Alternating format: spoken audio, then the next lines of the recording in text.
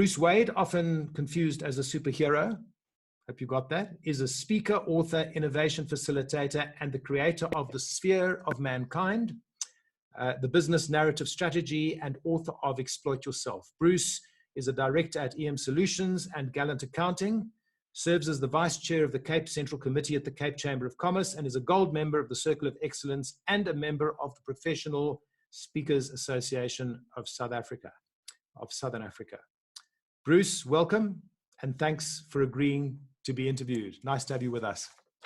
Good, thank you very much. Nice to be here. Good stuff.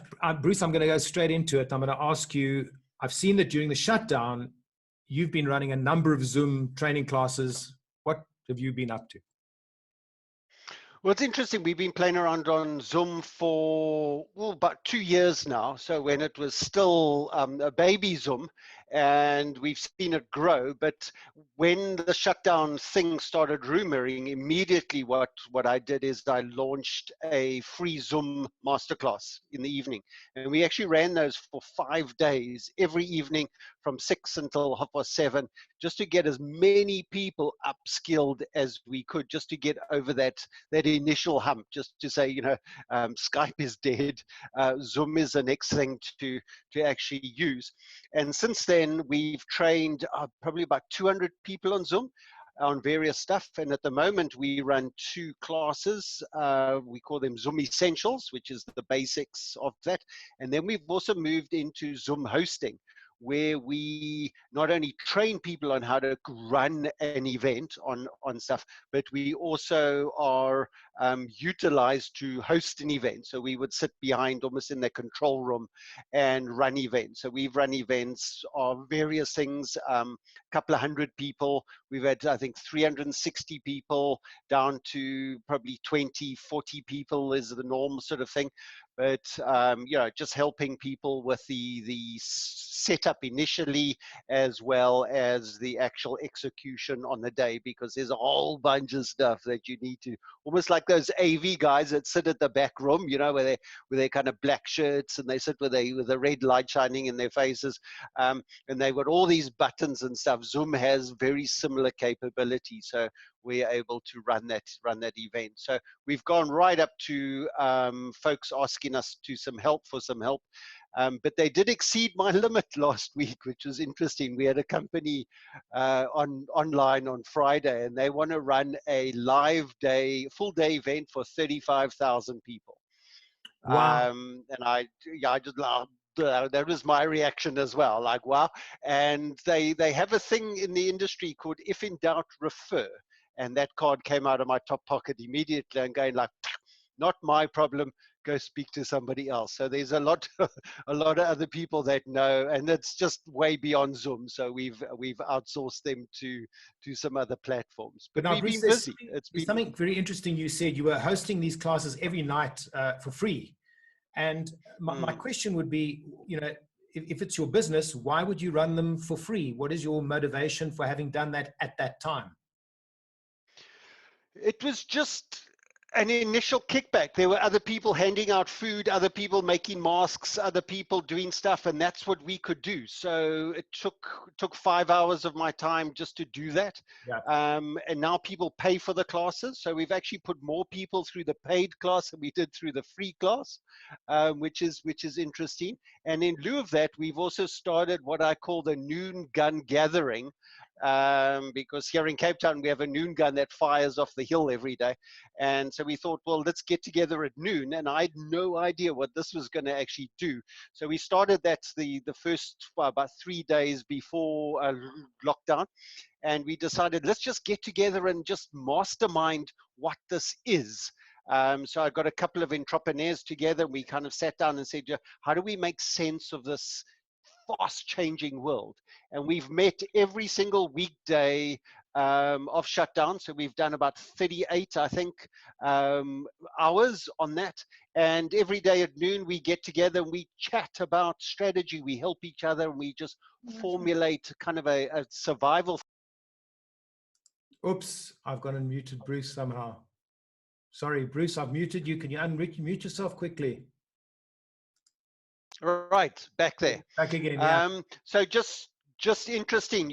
We've just utilizing Zoom with a lot of freemium stuff as well, but a lot of paid things as well. So I think having given back and then received at the same time is a key formula that we've played around with. But to me, Bruce, there's two valuable things here. Firstly, what you're doing is that you're helping to set a reasonable standard of Zoom conferences, but also it helps you to get the word out, the value that your classes offer, and almost in a sense, send some traffic towards your classes, which is really nice.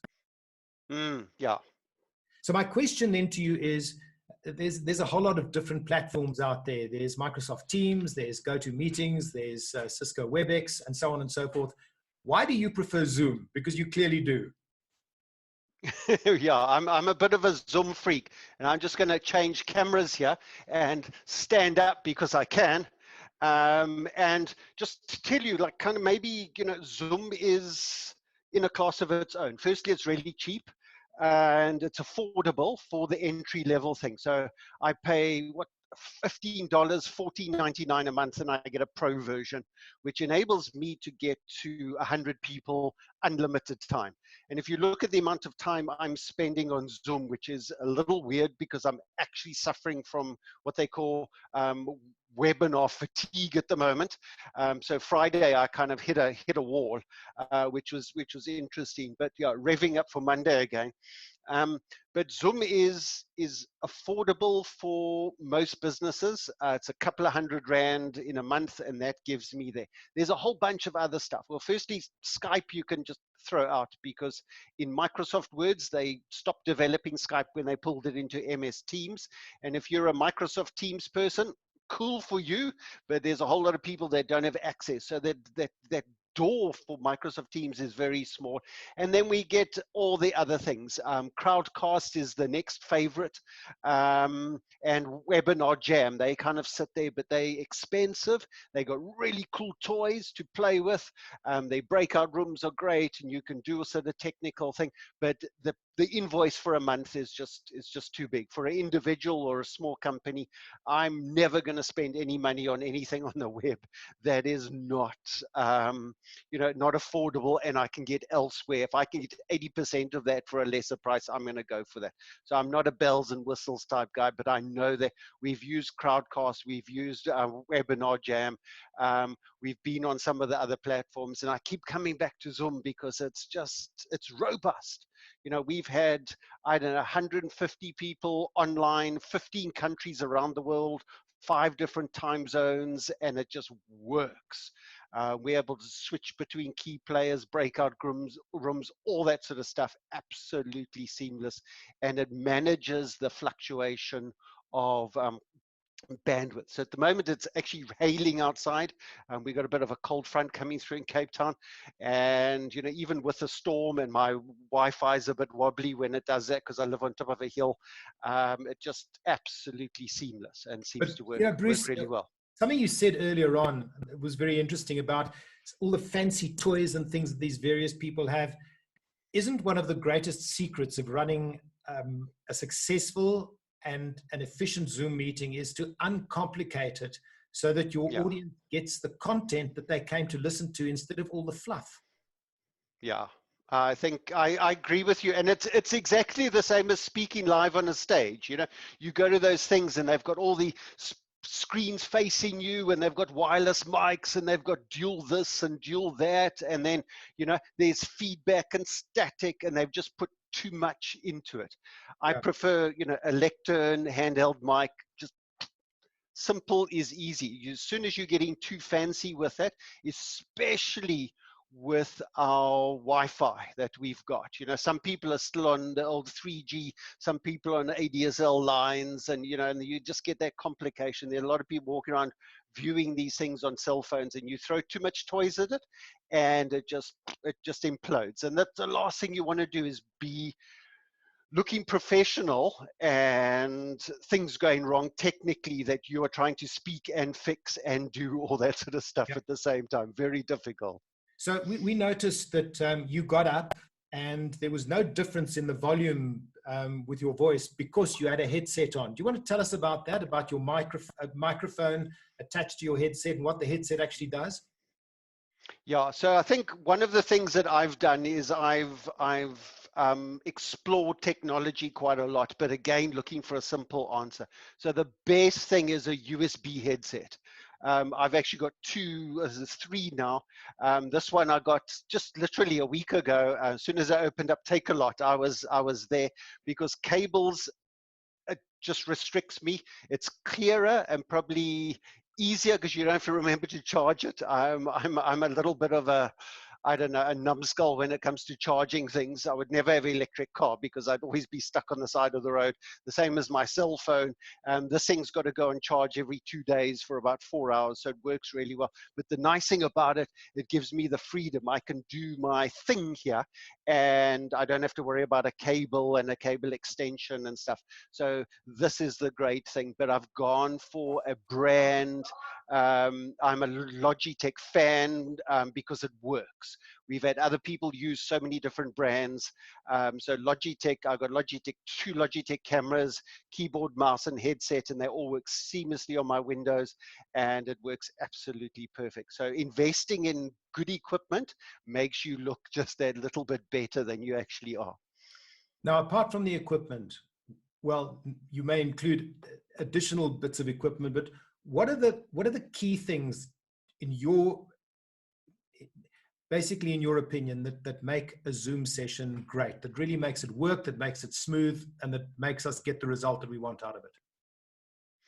I think first thing is sound. Just like any video, sound is just key. In fact, there's a gap. If you put sound here, everything else kind of starts at the lower end, because if your sound is crap, then you are crap, and it's as simple as that. It doesn't matter about the video, it doesn't matter about, you know, the spouses walking backwards and forwards, the cat walking across your keyboard and stuff. If your sound is lousy, the event is, yeah, a wipeout. So I think investing in a good headset and a good microphone is absolutely critical. Don't speak into a laptop. You get that reverberation reflect off the keyboard and the screen, which a lot of laptops can't handle. When they designed laptops, they actually didn't design them for, you know, a COVID world where we're sitting here. That's why we've got headsets. Unfortunately, headsets and webcams are now as rare as hen's teeth in Southern Africa. You can't get a Logitech webcam anywhere at the moment. Yeah. But those are the types of things. So the first thing is sound. The second thing is lighting, because if I can't see you, then I can't get you. So I really would say sort out lighting. I've got 3-point lighting here.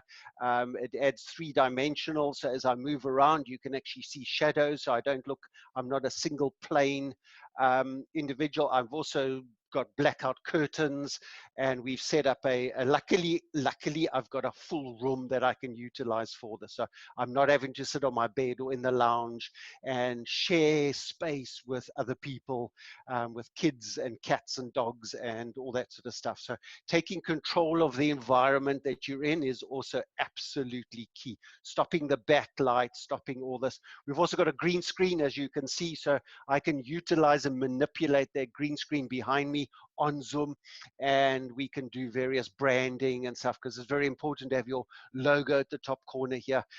Branding is everything, and everything is branding. So it's a matter of playing around with that, getting yourself set up, and then it's just practice, practice, practice. I think that's the key thing. And Ray wanted to know about your headset. What make is it, and where can he get one? They're selling them on Take a Lot. It's a Logitech N60, I think it is. Yeah. Logitech are really bad because they don't put their brands on their products. So once you throw the box away, you cannot remember. There's nothing on here that says what it is there. But Logitech wireless headset, various sorts. Don't spend anything under 500 Rand on a headset. If it's under 500 Rand, it's going to be, you know, horrible. I've got a friend who's got a beautiful Bluetooth kind of auto charging thing. I think he paid 6 grand for it. So it depends on your budget. You can get this. This one was just under 1,000 Rand that I got last week. Yeah, you know, it amazes me that people will spend 500,000 Rand on a motor car, which sits parked in their garage most of the time. But something as important as doing a Zoom conference, they don't even want to spend 500 Rand on a headset. And I would frankly go for the best one I could possibly afford, because You know, your Absolutely. sound and the ability to be able to block out noise in the background is incredibly important. Yeah, it's critical. Yeah. But Mm. let me ask you this now, and this is a pretty important question that we're still getting our heads around with regard to video conferencing and meetings. When you have a meeting set up for a few hours, how long can you expect to keep people's attention? And what formula, if any, have you got in order to calculate that? Aha. Well, I've actually got a couple of formulas, and this is kind of why I've got my flipped chart here. And I've got my big fat black Herky here. So the first thing that I want to kind of share with you is 8 plus 2 equals 10. Okay. All right. So it's not preschool maths here. It's a simple thing. For every 8 minutes of speaking, you've got to have 2 minutes of client engagement. Yeah. So if I was standing on a stage, I would have various stuff, you know, who here has done this, chat to the person next to you, you know, shout out an answer, I'll take questions now. Those are the types of things that you would do live on a stage. If I was running a workshop, I would say, turn to the person next to you and chat about this stuff, get into groups, let's break away for 15 minutes and do that. So those are all those kind of interventions and breakouts that you would do with a live environment. But we forget that because we now got people online. And you know, most of you have turned off your video and you might be just sitting in, maybe you're doing other stuff, you're playing solitaire, you're checking your emails, and that is my fault. If you are attending a webinar or a training session or a workshop, then if you zoned out, then I'm not doing my thing, okay? So therefore, I've got to now have an introduction and stuff. So simple formula, for every 10 minutes of talking, you've got to have 2 minutes of engagement. So I like to go 5 minutes, do something, 5 minutes, do something. And it could be as simple on Zoom where we've got polls. We can say, you know, those of you, show of hands, who's done this? Type a Y in the chat box and things like this. So let's actually do something like that. So here, if you are utilizing Zoom to make active money at the moment, then put a Y in the chat box. If not, put a no in the chat box. Just simple right now, do that. Let's see the percentage of who we've got online.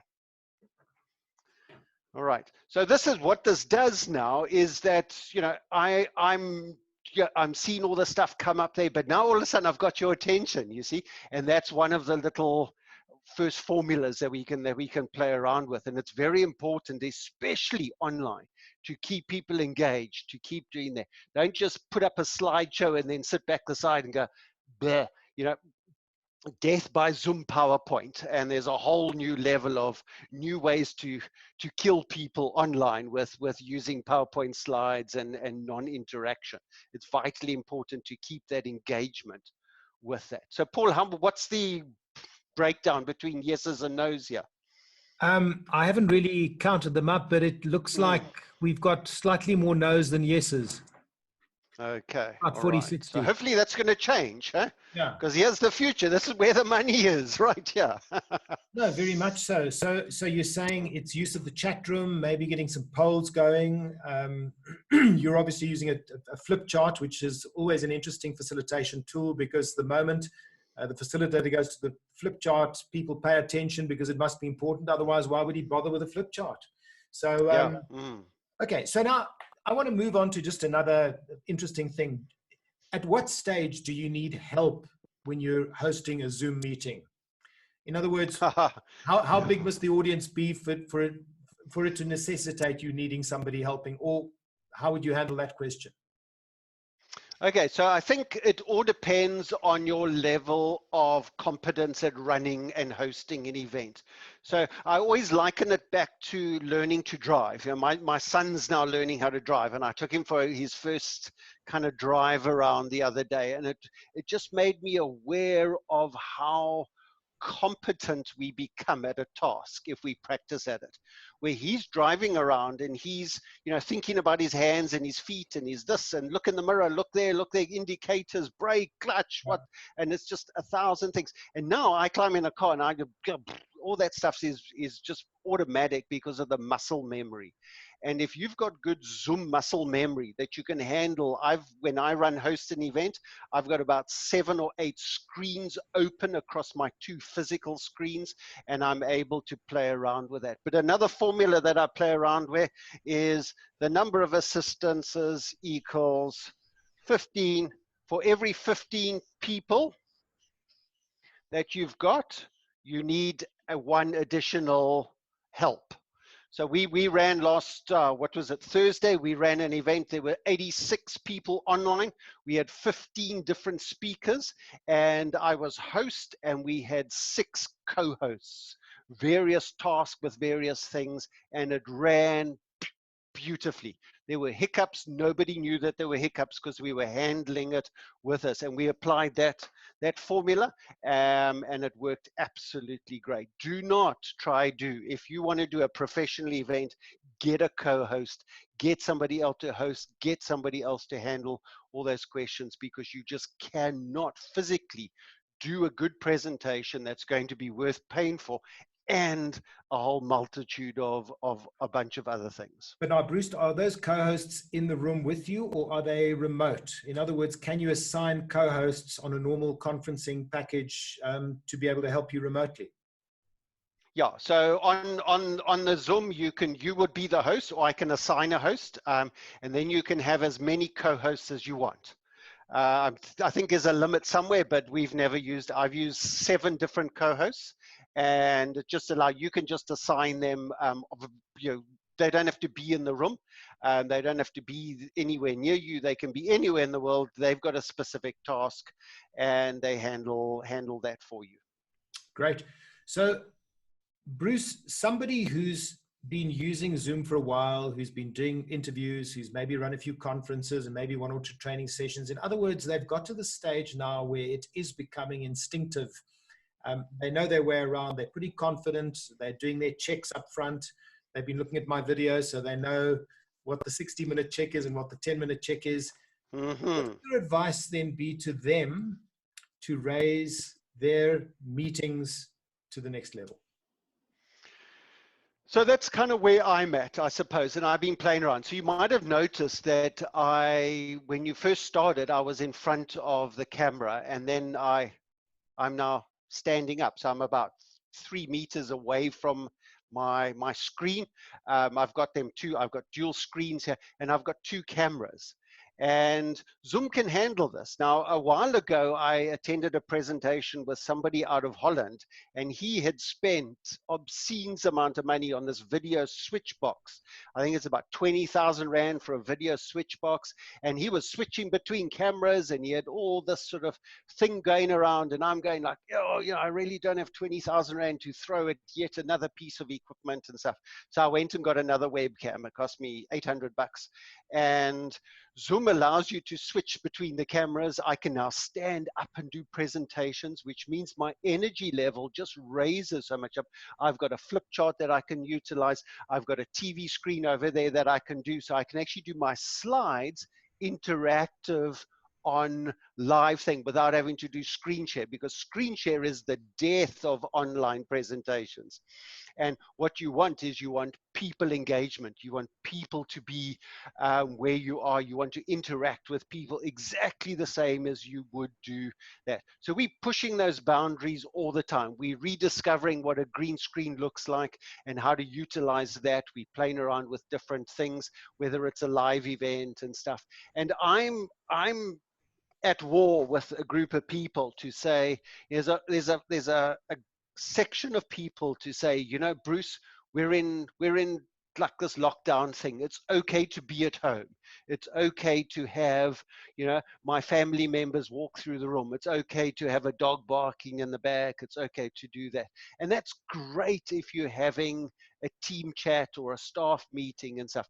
What I want to do is I want to explore what it means to be a professional presenter, and doing that at home in an environment that I can control, and it's very similar to what people would pay for at a international convention center, a fancy wine farm, you know, and all those things. I want to be able to push those boundaries and then teach other people, this is what it's like to be in an environment. We're also raising up 2 new job titles, by the way, which is a virtual host and a virtual MC. So those are skills that people desperately need, because MCing a virtual event is very different from MCing a live event. And MCs get paid a huge amount of money for their job, but they are useless when it comes to online. So we got these online presenters, online trainers, online hosting people, and then online MC. So I think we're pushing those boundaries in the professional arena to say, let's redefine what that looks like to get that money coming back to us, but also enabling us to then serve other people like the corporates and stuff. And now we're going into less of a lockdown. More and more people are coming to work. More and more people need training and education and entertainment. And this is what we're about. I imagine that a really good virtual MC would be worth their weight in gold, because there just probably aren't very many of them around right now that are really comfortable with that skill. But just before we move on, Bruce, I'm just going to say to folk, we're almost at the 1/2 mark, and I do understand that people expect this to be half an hour or so. But if anyone's got some questions, they can start putting them in the chat box now, or they can unmute themselves if there's a gap and ask the question. It's sometimes easier just to put it in the chat box. So I'm going to ask one more question until it gets opened up, and that is, if somebody wants Zoom help and they don't want to be in a queue to wait for someone in the States to help them, where do they go? Well, they can chat to you. They can view your videos. That's a good start. If you're associated with the Professional Speakers Association, I've made, I think there's 7 Zoom training videos that we've put together specifically for speakers, and they're found on their website. And other than that, just go online. In fact, you know, people are lazy. I mean, we are lazy people because we want spoon-fed help.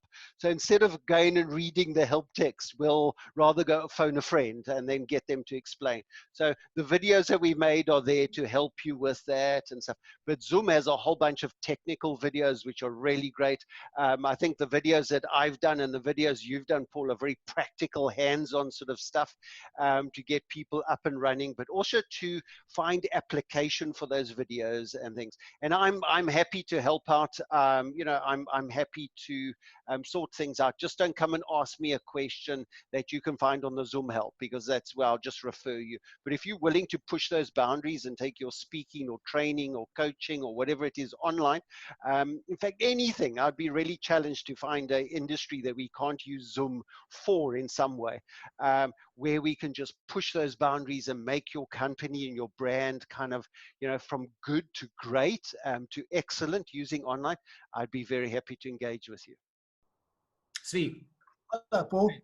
I wonder if Bruce could just elaborate a little bit on, he said he would rather avoid screen sharing and then use maybe 2 other cameras to focus on his TV screen or his other screen. If you could just elaborate a little bit more on that. Yeah, Sven, you know, I screen share all the time. I'm coaching people all day. I'm spending probably 6 hours a day online. And I think one of the things is, if I take my video away completely and just have a full screen share, then, and I do that for 40 minutes, I've already lost my individual. So if I am screen sharing, I'll screen share on and off throughout the thing. But one of the things that I'm exploring is utilizing the flip chart. And then I've got a TV monitor that I then utilize at the background here that I use my slides on. So I've got a laptop that's feeding into the monitor, and the camera then picks up that. I can also then alt, because what I'm doing is I'm just alt tabbing between the cameras, and that's easier than a screen share, because screen share is a little complicated, and there's actually, am I doing this right? Can you see my screen? Oh, sorry, hang on, you know, it's like the old-fashioned speaker tapping on the microphone, you know, duk, duk, duk. Can you hear me? Can you hear me? When they've paid tens of thousands of rand for an audiovisual expert to be in the room. It's just an insult. So I'm just looking for easier ways to do that, to look at different things. And I'm trying to move more and more away from PowerPoint, like any good professional should be doing. I'm probably upsetting people with that, but that's just my version. I've been using slides for like, I don't know, what, 40 years. And it's just got to a point now where people are just, getting full. People have got that. It's also to stop people copying down everything. As soon as the slide thing, you see all the heads go down and everyone's writing, where you can show 1 or 2 words on a flip chart or on a slide instead of having this PowerPoint death of Zoom. And that's that. I'm just playing with those ideas at the moment. Yeah, and I think the rule there as well, Bruce, is that you want to put as little text these days as possible. The trend has gone completely against text. And the whole idea, quite simply, is that why do you need to put text on the screen if you're going to say it? It's almost as if you don't believe yourself. And in any event, if there's too much text, more than 50% of people start reading the text and stop listening to you. So generally, a good graph or a good image really does the trick very nicely. And the other thing that I think is quite important is that you shouldn't leave a slide on too long when you're doing virtual presenting. You can get away with it a little bit longer if you're doing an actual live presentation where you're standing on a stage. But the worst thing is when you've moved on to the next topic, but your old slide is sitting there, and then you're going to lose people completely.